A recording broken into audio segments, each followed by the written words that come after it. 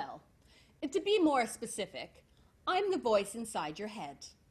Not the asshole that tells you that you suck. Hi! She's talking about me. We'll get to you later, Sheila. Now, where was I? Oh, right. I'm the voice inside your head. You said that already, moron. You're leaving a great impression. Fuck off, Sheila. Anyway, I'm you. You know what I mean. I'm your inner voice that runs the show. Well, most of the time. There are a few interlopers who like to get in there and make a stink. I'll introduce you. You already met Sheila, and she's making her presence really well known right now. You're totally boring them. No one knows what you're talking about. You're not making any sense. Clearly, you're not a writer. Yes, that's Sheila. All of us have that voice in our heads that tell us that we suck, that nobody cares about us, that we're stupid, talentless, etc. You totally suck. No one cares about you. You're talentless and stupid. Thanks for the demo, Sheila. Now, some of you may think that voice in your head is you, but no, it's Sheila, or whatever you may call them.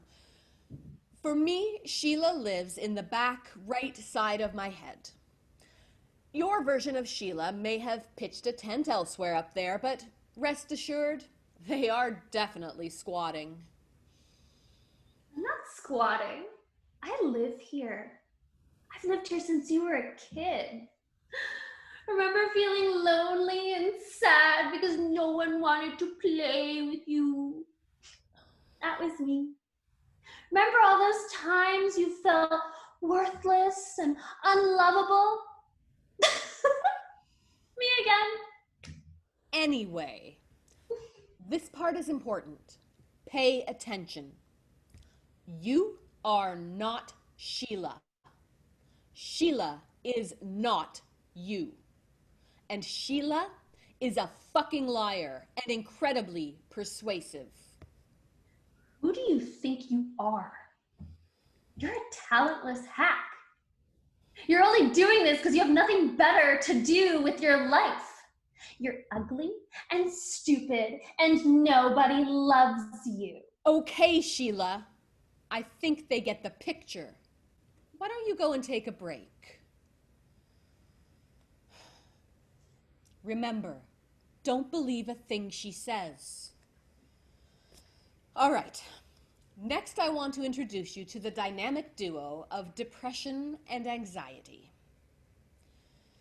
They love to tag team. When they aren't taking center stage in my consciousness, these two are backstage, whispering critiques and ready to appear with the slightest provocation. Why are you such a lazy slacker? Oh, you're not even more. Just get your life together and start doing Hey, you two, stop it. Depression and I grew up together. He was always there to remind me of how alone and miserable I was, how I had no friends, and how everyone I ever cared about was going to die someday. But my life wasn't really that bad. I figured that eventually I would just get over it. Except depression kept hanging around. Hello. Depression is the enemy of hope. That's me. The sun'll come out tomorrow. Bet your bottom dollar that tomorrow there'll be sun. Yeah, we didn't license that song, so probably best just to cut it out. Okay. Everybody knows me, right? I show you the beauty in everything and remind you that this too shall pass. However, every once in a while, depression locks me in the closet. So, Exactly. Hope shows us what is possible and all the wonder and beauty in the world. Except when she isn't there. I thought we were talking about me. You know those days when everything is drab and gray? That's my work. You have no sense of humor and your body feels worn down and numb. Me. Sometimes I feed you Oreos that you can't even taste and make you sleep all day, but you never feel rested. Or some nights I won't let you sleep because you don't deserve to feel that sweet release of the day into the mattress. You're really grooving. You'll have all kinds of non-specific pain, maybe a dull headache. You're welcome. Depression visits in a purely visceral fashion. His waves of blackness wash over me from the top down and root itself heavily in my belly and chest. Sometimes he undulates down my legs and feet, anchoring me to wherever I am, making it incredibly difficult to move or stand or frown or smile. I can feel depression's blackness infectiously spread down my body like oozing black goo. Depression convinces me that this is as good as life gets. You know, I have a lot of pills in the drawer there. I wonder if there's enough to drift off into a forever sleep. Not like you have anything to live for anyway. And then hope resurfaces, quietly at first and a bit sheepish. this soon will be a memory. Hope is tiny, yet remarkably strong. This will soon be a memory. This will soon be a memory. The blackness will lift. It always does. Hope brings me back to reality before depression takes me too far away to find my way home. You have so many people that love you and would be devastated if anything happened to you. You've gone through this before and you'll get through it again. This will soon be a memory. Thanks, Hope. I think we're good.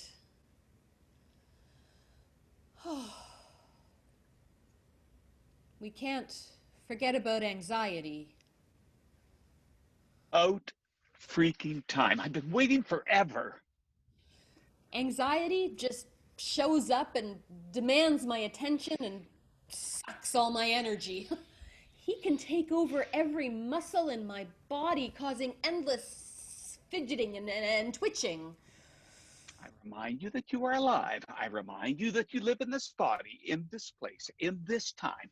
I make you acutely and painfully aware of everything going on around you. Or what anxiety thinks is going on around me. He projects every whisper, every look, every exacerbated sigh of annoyance. When anxiety overtakes me, he races pulses of energy throughout my body, tingling vibrations just beneath my skin. Sometimes he makes me itch. Sometimes my skin oozes heat. Sometimes anxiety's fire encases me in flames. I cry for release, like an orgasm that painstakingly climbs and climbs and climbs and climbs, but can't reach the peak of the summit and leaves me buzzing and hanging with frustration and exposed nerves. Anxiety is like a kid newly in underwear needing to pee. His thighs press together and he bounces from the knee.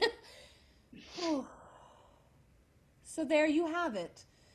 Depression, anxiety, and hope. Don't forget about me, you piece of shit. Of course, Sheila. How could I forget about you? More importantly, how can I forget about myself? My current cocktail of meds is working pretty well. Depression doesn't come by as often as he used to, but he still invites himself over every so often, and I willingly let him have his way with me, knowing that eventually the blackness will recede and depression will skulk away once hope is on her way home.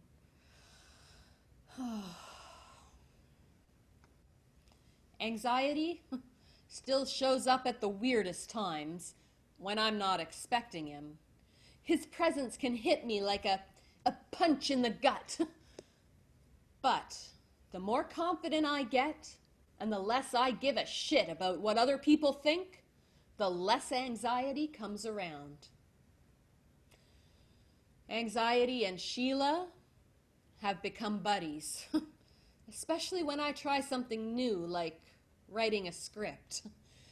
It's hard to get them to shut up long enough to think. And yet, here we are.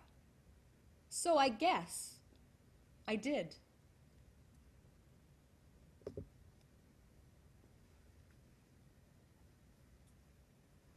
Hi, I'm Ron Newcomb, and I was depression.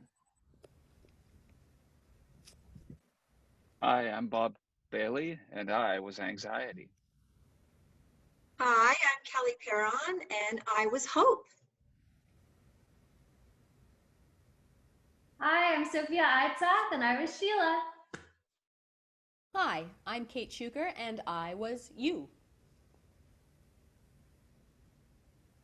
And I'm Marlo K. Shaw, and this was Introducing My Crazy.